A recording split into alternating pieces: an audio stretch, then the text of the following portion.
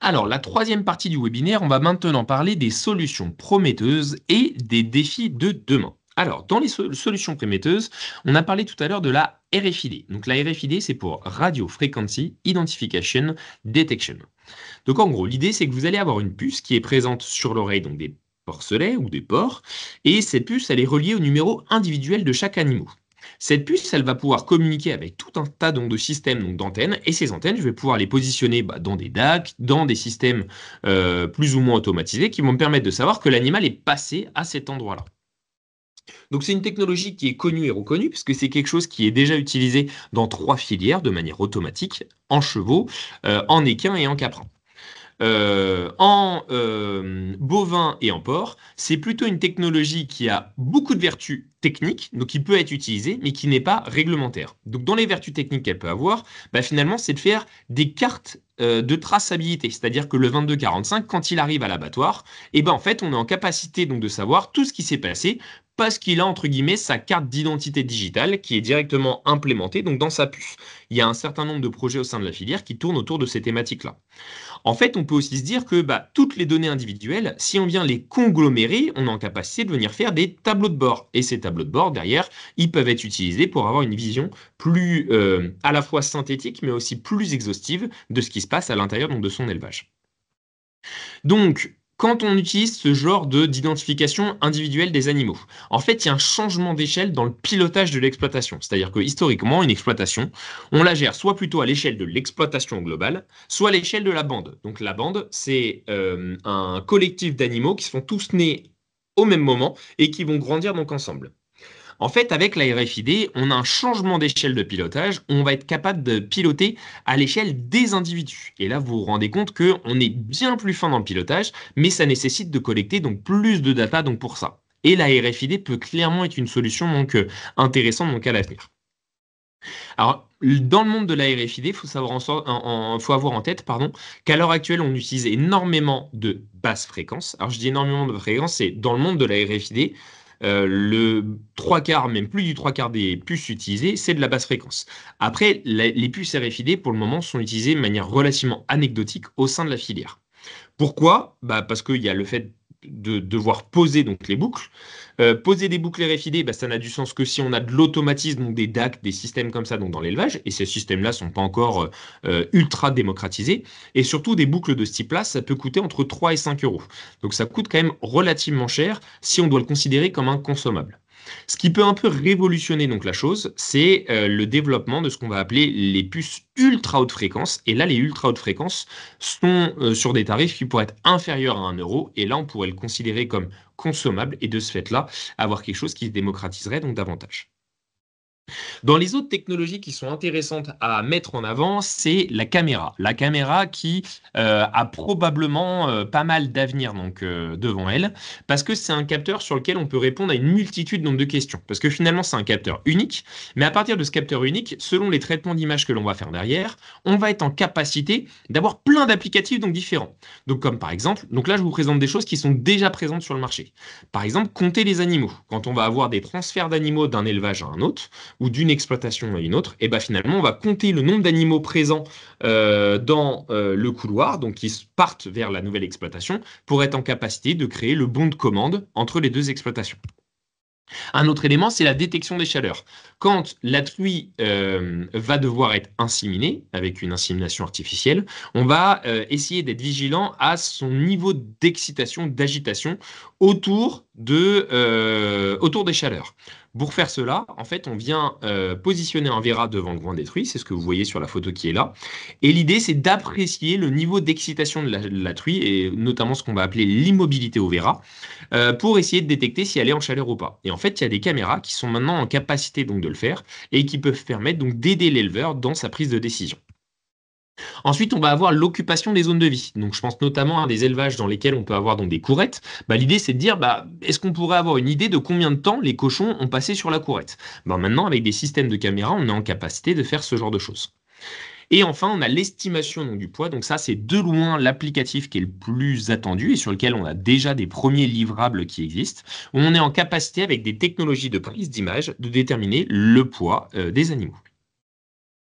Maintenant, si on parle dans les autres applicatifs possibles, en fait, les caméras elles pourraient permettre de travailler sur ce qu'on appelle les chronoparts. Donc, les chronoparts, c'est déterminer le rythme d'expulsion des porcelets qui peuvent nous permettre d'avoir une bonne idée du bon déroulement ou non des mises bas.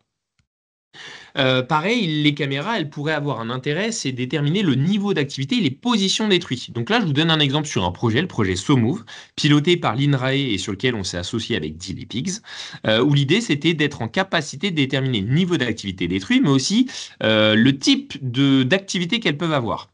Donc voilà, vous voyez qu'il y a ce qu'on appelle des boîtes englobantes qui sont mises autour des truies. Donc déjà, on arrive à identifier qu'il y a des truies sur la vidéo. Premier point. Et deuxième point, vous voyez que les boîtes, elles ont différentes couleurs. Les différentes couleurs correspondent à des positions. Donc soit les truies sont debout, soit elles sont en train de manger, soit elles sont couchées, etc., etc. Vous voyez que quand on a un animal, on est aussi en capacité de venir identifier où est le nez, où est plutôt le cou et où est plutôt donc la queue. Donc ça, c'est les applicatifs qui pourront exister donc à l'avenir et qui sont actuellement en cours de développement. D'une manière générale, quand on parle de la data, en fait, il y a tout un tas donc, de défis qui vont comment dire, se manifester donc, à nous quand on réfléchit à la data. Notamment, le premier gros point, c'est l'interopérabilité. En fait, quand on prend un élevage, on se rend compte que maintenant, on a plein de capteurs tout autour donc, de nos exploitations. Contrairement à avant, on en avait beaucoup moins. Chacun de ces capteurs va remonter donc des données, alors soit dans un PC individuel, soit dans un seul et même PC, mais avec des tableaux de bord donc différents. Et on se rend compte que quand on a ces situations-là, et ben finalement, chaque capteur a son propre PC ou son propre tableau de bord. Et c'est pas forcément évident donc, pour l'éleveur d'avoir une vision globale de ce qui se passe donc, sur son exploitation. Donc pour essayer d'aider comment dire, à développer ce genre de choses, et ben en fait, il y a un projet qui s'appelle le projet PingLink. Le projet PingLink, en fait, il s'est rendu compte que la collecte des données facilitées, c'est quelque chose qui se fait maintenant de manière courante. Le développement d'outils de la décision, c'est pareil. Chaque industriel, maintenant qui propose un capteur, va proposer des outils de la décision. Par contre, les contraintes que l'on peut avoir, c'est qu'on a de nombreux tableaux de bord donc différents, donc ce qui peut créer de la confusion. Potentiellement, des fois, on peut avoir de la double saisie parce que plusieurs équipements peuvent avoir besoin de la même information, ce qui, du coup, rend la chose un peu inefficace. Et on a très peu donc, de standards, ce qui fait que c'est difficile de valoriser les données entre les différents équipements parce que chacun va l'exprimer un peu dans le standard qui, lui, l'arrange. Donc l'idée, c'est d'avoir, comment dire, pour piloter une exploitation, on a besoin de plus d'indicateurs pour avoir un pilotage plus précis. Mais qui dit plus d'indicateurs, plus dit l'utilisation de plus de capteurs. Et donc derrière, il y a un réel enjeu d'interopérabilité. Donc le projet PigLink, l'idée, c'était d'avoir une plateforme d'échange des données collectées donc au service de l'éleveur et de ses partenaires.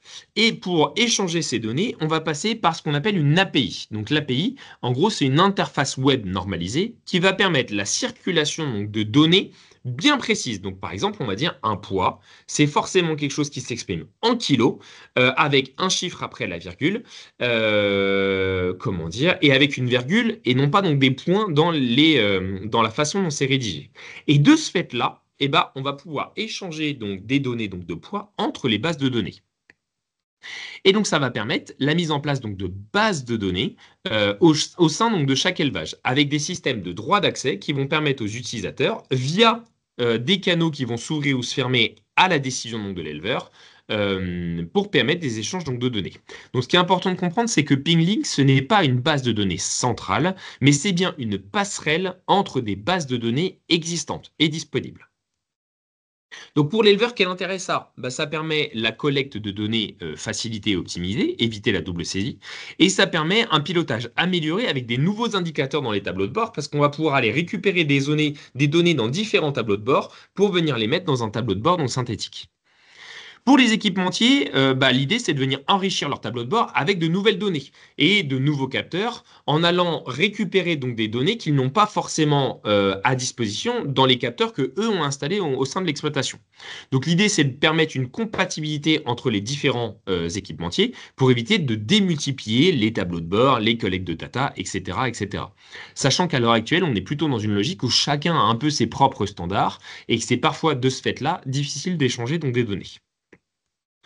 Pour les autres utilisateurs, et ben finalement, si on a de la donnée qui est collectée au sein d'une structure donc globale et que les échanges sont facilités, et ben ça peut permettre de faciliter la constitution donc, de références. Ça peut permettre à tous les équipementiers donc d'accéder aux mêmes données pour faciliter les SAV ou ce genre de choses, etc., etc. Un autre défi que l'on a dans la gestion des bases de données, c'est la multiplicité donc, des capteurs et des données, on l'a évoqué, mais c'est aussi l'analyse des données en temps réel et la création de bases de données, d'une base de données centrale. En fait, je reprends mon même schéma, on va avoir plein de capteurs donc différents et on a normalisé. Donc l'échange de données peut se faire facilement. La difficulté qu'on va avoir, c'est que d'un côté, on va avoir des caméras qui vont avoir 60 images par seconde. On va avoir des systèmes de traitement qui vont avoir un traitement par bande. On va avoir le système d'alimentation, on va avoir une donnée par jour et par case, mais dans une case, on peut avoir plusieurs individus. On va avoir tout ce qui est gestion donc, de l'ambiance, donc les boîtiers de gestion d'ambiance, où on va avoir une donnée toutes les 15 minutes pour une salle, et dans une salle, on a des cases dans lesquelles on a des animaux. Et on a les puces RFID qui vont renvoyer une donnée par port lorsqu'ils vont se présenter donc, à une visite d'un DAC, d'un système d'abreuvement, etc., etc. Et là, en fait, on se rend compte que multiplier toutes ces données-là, et ben, pour que les tableaux de bord fonctionnent, il faut qu'il y ait une analyse en temps réel. Et cette analyse en temps réel, plus on va multiplier le nombre de données collectées avec des pas de temps non différents, et plus ça va être compliqué d'analyser tout ça en temps réel pour permettre à l'éleveur d'avoir un pilotage au quotidien le plus rapidement donc possible. Alors, en guise de conclusion,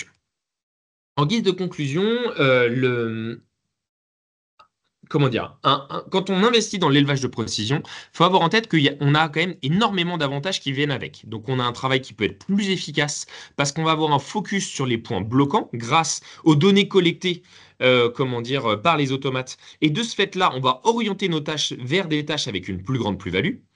Il faut avoir en tête que ces technos-là, elles peuvent nous permettre d'optimiser une situation qui est déjà bien maîtrisée, c'est-à-dire que je maîtrise déjà bien ma gestion d'ambiance, et grâce à quelques capteurs astucieusement positionnés, je vais pouvoir la gérer encore mieux. Et la technologie, elle peut aussi permettre de compenser une main-d'œuvre qui peut être manquante ou une main-d'œuvre qui peut être moins qualifiée. Par contre, ce que j'aime bien dire, c'est que souvent un avantage vient toujours avec son lot d'inconvénients. Son lot d'inconvénients, ça peut être un changement du rythme de travail. Donc, c'est-à-dire que l'élevage de précision, la plupart du temps, ne fait pas gagner de temps. Par contre, on vient changer le rythme de travail, c'est-à-dire qu'on a peut-être moins, comme par exemple des astreintes, je pense notamment aux élevages de ruminants avec la traite, c'est un très bon exemple. On a moins l'astreinte d'avoir la traite à 8 heures du mat et à 19 heures, mais par contre, on a un changement de rythme où quand le robot il est en bug à 2 heures du mat, il va falloir y aller. Et ça, c'est quelque chose qu'on retrouve d'une manière générale quand même pas mal dans tout ce qui est élevage de précision. Il faut avoir en tête que quand on investit dans l'élevage de précision, il va falloir être attentif à la véracité des données collectées. Donc ça va être l'étalonnage des dispositifs et vérifier que les données renvoyées par les automates retranscrivent bien la réalité de ce qui se passe donc dans son élevage. Et un dernier point, c'est le transfert et la montée en compétences. On ne peut plus être un zootechnicien pur et dur quand on a de l'élevage de précision. On doit progressivement transférer nos compétences vers un peu plus d'électronique pour être en capacité donc, de gérer les tableaux de bord, les SAV, etc., etc. Donc d'une manière générale, si je dois conclure, les deux questions à se poser quand on doit investir dans l'élevage de précision, c'est est-ce que la brique technique ou la brique technologique dans laquelle je veux investir, est-ce qu'elle compte pour moi? Est-ce que ça va régler un réel problème zootechnique que j'ai sur mon exploitation? Et l'autre point, c'est est-ce que je peux composer avec toutes les contraintes donc associées? Donc ça fait référence à tout ce que j'ai évoqué donc sur la slide donc d'avant. Voilà, je vous remercie pour votre attention et sachez que l'UMT Digiport va vous proposer donc des contenus sur toutes les années qui restent à passer, donc l'année 2026, 2027 et 2028. L'UMT Digiport va essayer de vous proposer donc des contenus à intervalles réguliers pour permettre à chacun de monter en compétence sur ce que c'est que l'utilisation des datas en élevage de porc. Voilà, je vous remercie pour votre attention et je vous souhaite une bonne journée, une bonne continuation. Au revoir.